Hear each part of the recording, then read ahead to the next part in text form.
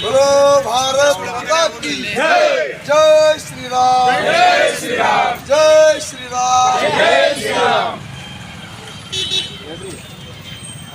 संविधान शिल्पी डॉक्टर अंबेडकर ಅವರಿಗೆ ಭಾರತ ರತ್ನ ಡಾಕ್ಟರ್ ಅಂಬೇಡ್ಕರ್ ಅವರಿಗೆ ಭಾರತ್ ಮಾತಾ ಕಿ ಜೈ।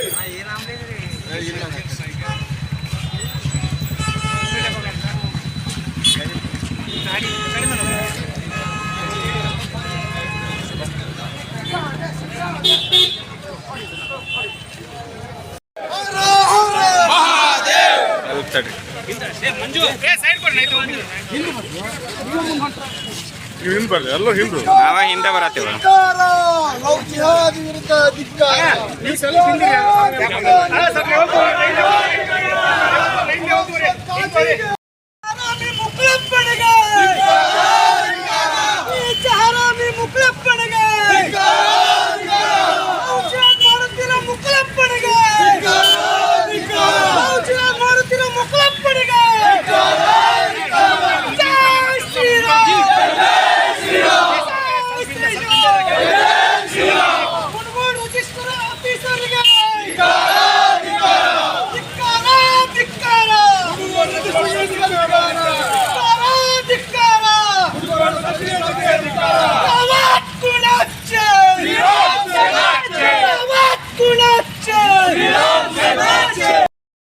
भारत माता की जय श्री राम, जय श्री राम।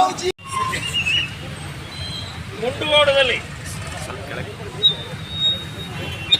ತಹಸೀಲ್ದಾರ್ ಅವರಿಗೆ ಹಿಂದೂ ಸಂಘಟನೆಗಳಿಂದ ಶ್ರೀರಾಮ್ ಸೇನೆ ಸಂಘಟನೆ, ಬಜರಂಗ ದಳ, ಹಿಂದೂ ಜಾಗರಣ ವೇದಿಕೆ, ವಿಶ್ವ ಹಿಂದೂ ಪರಿಷತ್ ಮತ್ತು ಇತರೆ ಎಲ್ಲ ಹಿಂದೂ ಸಂಘಟನೆಯ ಕಾರ್ಯಕರ್ತರಿಂದ ಒಂದು ಮನವಿಯನ್ನ ಕೊಡಕ್ಕೆ ಬಂದಿದ್ದೀವಿ. ಲವ್ ಜಿಹಾದ್ ಹಿಂದೂ ಹುಡುಗಿಯರನ್ನ ಪ್ರೀತಿ, ಪ್ರೇಮ, ಲವ್, ಇಶ್ಕ್ ಅಂತ ಹೇಳಿ ಮೋಸದಿಂದ ಫಸಾಯಿಸಿ ವ್ಯವಸ್ಥಿತವಾಗಿ ನಮ್ಮ ಹಿಂದೂ ಹುಡುಗಿಯರಿಗೆ ಬುರ್ಕಾ ಹಾಕ್ತಾ ಇದ್ದಾರೆ, ಗೋಮಾಂಸ ತಿನ್ನಿಸ್ತಾ ಇದ್ದಾರೆ, ಕುಲಿಗೆಡಿಸ್ತಾ ಇದ್ದಾರೆ. ಇದು ಈಗಲ್ಲ, ನಿರಂತರವಾಗಿ ನಡ್ಕೊಂಡು ಬಂದಿದೆ. ಕರ್ನಾಟಕ ಅಷ್ಟೇ ಅಲ್ಲ, ದೇಶದಲ್ಲಿ ಅಷ್ಟೇ ಅಲ್ಲ, ಇಡೀ ಜಗತ್ತಿನಲ್ಲಿ ನಡೀತಾ ಇದೆ. ಮುಸ್ಲಿಮೇತರರ ಎಲ್ಲ ಹುಡುಗಿಯರನ್ನ ಫಸಾಯಿಸಿ ಪ್ರೀತಿ ಪ್ರೇಮದಲ್ಲಿ ತೊಡಗಿಸಿ ಹಾಳು ಮಾಡುವಂತ ವ್ಯವಸ್ಥೆ, ಷಡ್ಯಂತ್ರ, ಕುತಂತ್ರ ಇಸ್ಲಾಂನಲ್ಲ ಮಾಡ್ತಾ ಇದೆ. ಅದರ ವಿರುದ್ಧ ಹೋರಾಟ ಮಾಡಬೇಕಾಗಿದೆ. ಮುಸ್ಲಿಮರಿಗೆ ಎಚ್ಚರಿಕೆ ಕೊಡಬೇಕಾಗಿದೆ. ನೀವು ನಿಮ್ಮ ಹುಡುಗಿಯರನ್ನ ಮದುವೆ ಆಗ್ರಿ, ನಮಗೇನು ಅಭ್ಯಂತರ ಇಲ್ಲ. ಆದ್ರೆ ಹಿಂದೂ ಹುಡುಗಿಯರ ಮೇಲೆ ಯಾಕೆ ಕಣ್ಣು ಹಾಕ್ತಾ ಇದ್ದಾರೆ? ಹಿಂದೂ ಹುಡುಗಿಯರನ್ನ ಯಾಕೆ ಬುರ್ಕ ಹಾಕ್ತಾ ಇದ್ದಾರೆ? ಹಿಂದೂ ಹುಡುಗಿಯರಿಗೆ ಗೋಮಾಂಸ ಯಾಕೆ ತಿನ್ನಿಸ್ತಾ ಇದ್ದಾರೆ? ಸೊ ಇದರ ವಿರುದ್ಧ ಹಿಂದೂ ಸಂಘಟನೆಗಳು ನಿರಂತರವಾಗಿ ಹೋರಾಟವನ್ನ ಮಾಡ್ತಾ ಇದ್ದಾವೆ.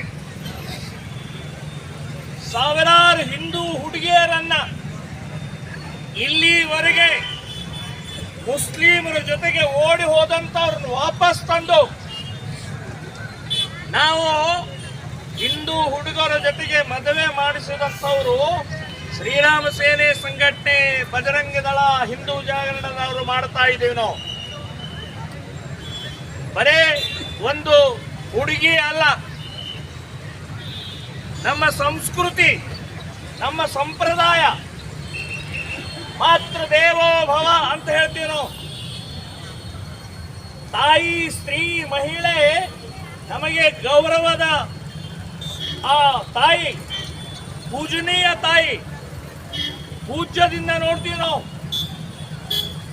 ಸೊ ಅಂತ ಸ್ತ್ರೀಯನ್ನ ಕೆಡಿಸುವಂತ ಕೆಲಸದ ಜೊತೆಗೆ ತಮ್ಮ ಜನಸಂಖ್ಯೆ ಜಾಸ್ತಿ ಮಾಡೋಗೋಸ್ಕರನೇ ಈ ಲವ್ ಜಿಹಾದವು ಕೂಡ ಒಂದು. ಸೊ ಇದರ ವಿರುದ್ಧ ಎಲ್ಲ ಹಿಂದೂ ಸಂಘಟನೆಗಳು ಹೋರಾಟವನ್ನ ಮಾಡ್ತಾ ಇದ್ದಾವೆ. ನಾ ಎಲ್ಲ ನಾಗರಿಕರಿಗೆ ಪ್ರತಿಯೊಬ್ಬರಿಗೂ ಹೇಳ್ತಾ ಇದ್ದೀನಿ, ನಾನು ಶ್ರೀರಾಮ ಸೇನೆ ಸಂಘಟನೆಯಿಂದ ಹೆಲ್ಪ್ ಲೈನ್ ಒಂದು ಸಹಾಯವಾಣಿಯನ್ನ ಮಾಡಿದ್ದೇವೆ. 24 ಗಂಟೆನೂ ಆ ಸಹಾಯವಾಣಿ ಚಾಲ್ತಿಯಲ್ಲಿರುತ್ತೆ. ಆ ಸಹಾಯವಾಣಿಯ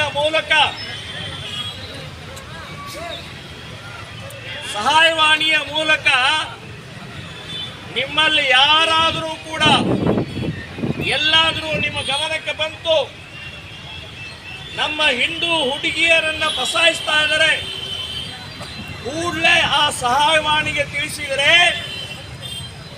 ನಾವು ಸಂಪೂರ್ಣವಾಗಿ ಆ ಹುಡುಗಿಯನ್ನು ಮುಕ್ತ ಮಾಡಿ ನಿಮ್ಮ ಮನೆಗೆ ಸೇರಿಸುವಂತ ಜವಾಬ್ದಾರಿ ನಮ್ದು. ಯಾವುದೇ ಕೇಸ್ ಆಗುವುದಿಲ್ಲ, ಯಾವುದೇ ರೀತಿಯ ಗಲಾಟೆ ಇಲ್ಲ. ಅತ್ಯಂತ ಶಾಂತ ರೀತಿಯಿಂದ ಪ್ರಚಾರ ಇಲ್ಲದೆ ನಿಮ್ಮ ಮಗಳನ್ನ ಮನೆಗೆ ಸೇರಿಸುವಂತ ಜವಾಬ್ದಾರಿ ನಮ್ದು ಅಂತ ನೆನಪಿಟ್ಕೊಳ್ಳಿ.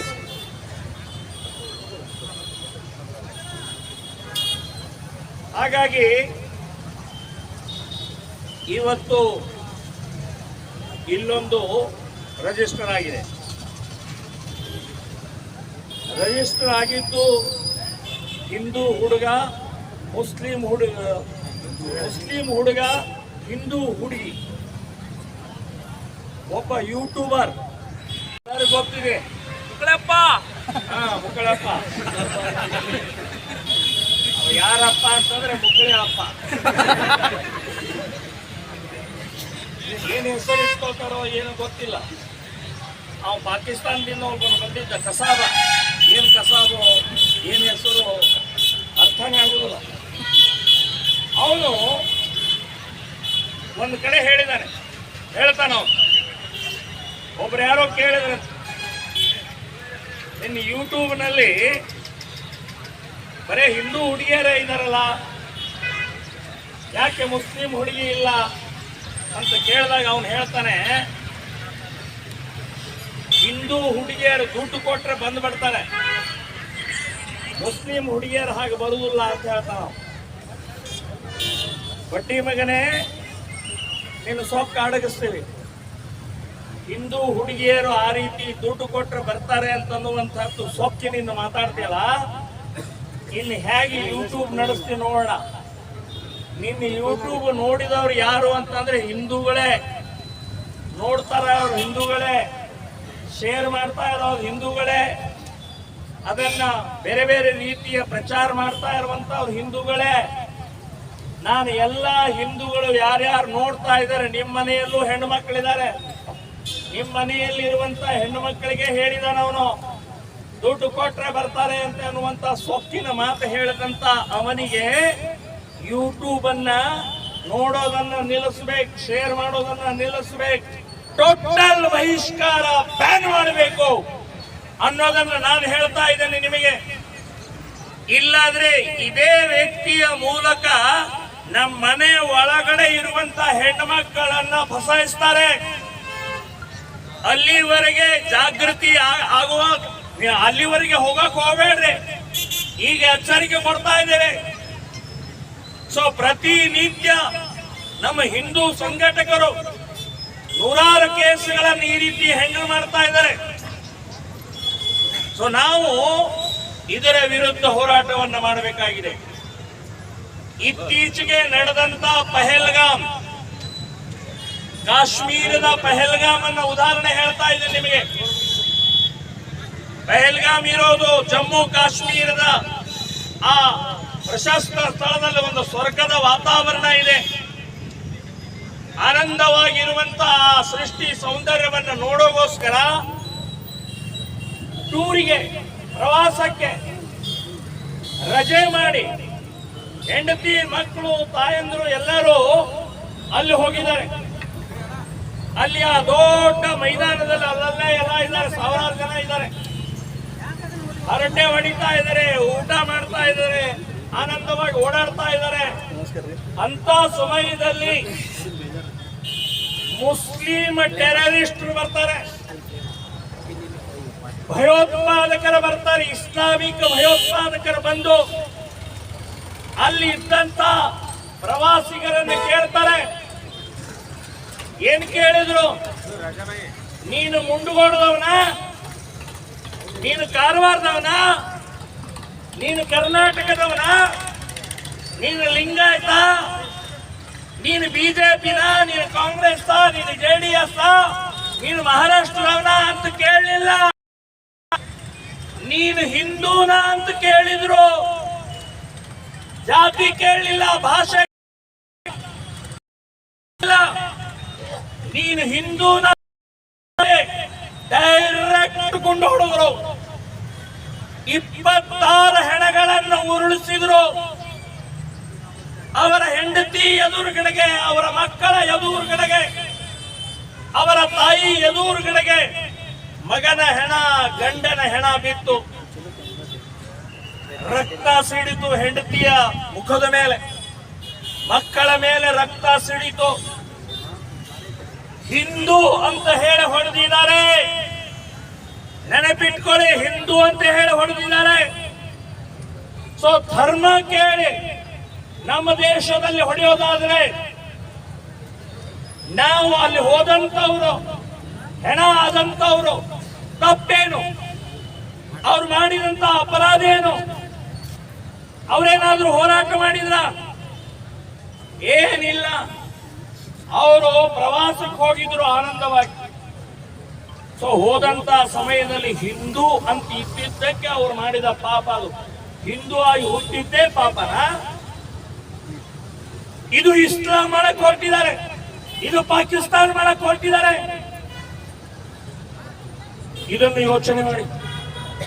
ಪಹಲ್ಗಾಮ್ ಆಗಿದ್ದು ಮೊದಲನೇ ಸಲ ಅಲ್ಲ, ಪಹಲ್ಗಾಮ್ ಆಗಿದ್ದು ಕೊನೆ ಬಾರಿನೂ ಅಲ್ಲ.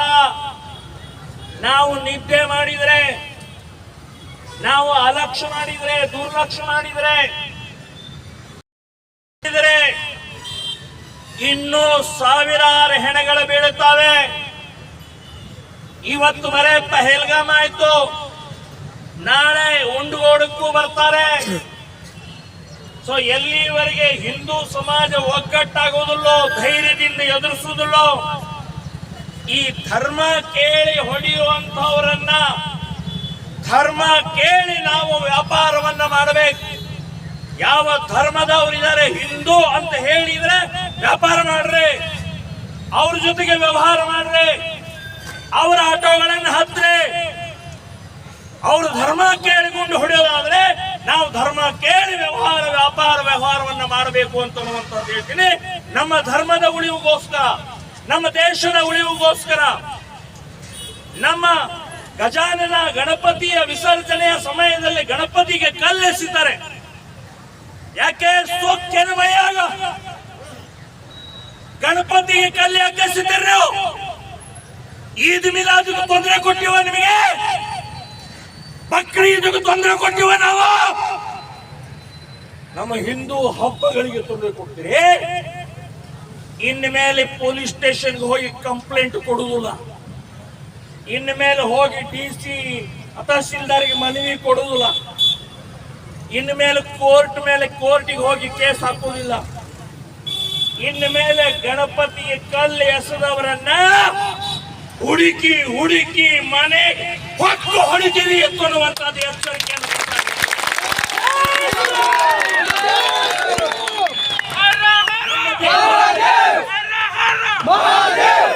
ನಮ್ಮ ದೇವರುಗಳಿಗೆ ಕಲ್ಲೆಸುತ್ತಾರೆ. ನಮ್ಮ ದೇಶದಲ್ಲೇ ಹುಟ್ಟಿ ನಮ್ಮ ದೇಶದ ಅನ್ನ ತಿಂದು ಪಾಕಿಸ್ತಾನದ ಹೇಳ್ತಿರ್ತಾ ಇದ್ರೆ ಹುಷಾರ್. ಈಗ ಇಲ್ಲಿಂದ ನಾವೆಲ್ಲರೂ ಕೂಡ ತಹಸೀಲ್ದಾರ್ ಆಫೀಸ್ಗೆ ಹೋಗಿ ಇಲ್ಲಿ ರಿಪೋರ್ಟರ್ಗಳಿಗೆ ಸ್ವಲ್ಪ ಜಾಗ ಮಾಡ್ಕೊಡ್ರಿ.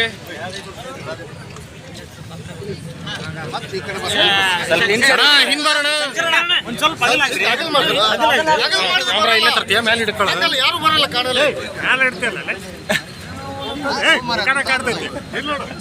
ಪ್ರಕಾಶನ ಸ್ವಲ್ಪ ಹಿಂದೆ ಪ್ರಕಾಶನ